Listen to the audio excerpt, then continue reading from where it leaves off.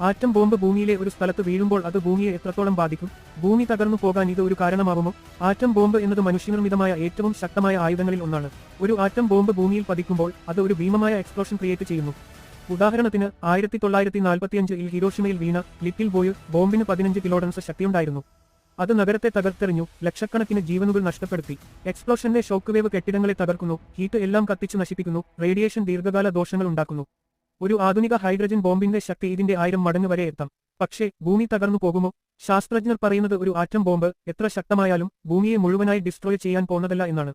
ഏറ്റവും വലിയ bomb 1961 ലേസാർ bomb 50 മെഗാടൺസ് പോലും ഭൂമിയുടെ ക്രസ്റ്റിൽ ഒരു ചെറിയ ക്രേറ്റർ മാത്രമേ ഉണ്ടാക്കൂ. ഭൂമിയുടെ കോർ വരെ എത്താൻ ഈ എനർജി പോലും പര്യാപ്തമല്ല. ഭൂമി തകർന്നു പോകണമെങ്കിൽ ഒരു പ്ലാനറ്റ് സൈസ് ഒബ്ജക്റ്റിന്റെ ഇമ്പാക്ട് ആവശ്യമാണ്, ഒരു എക്സ്റ്റിങ്ഷൻ ലെവൽ ആസ്റ്ററോയിഡ് പോലെ. എന്നാൽ പ്രാദേശികമായി ആറ്റം ബോംബ് ഭീകരമായ ഡാമേജ് വരുത്തും. Air pollution, radio active fault, ecosystem disruption ഇവയെല്ലാം ജന്തുജാലങ്ങൾക്കും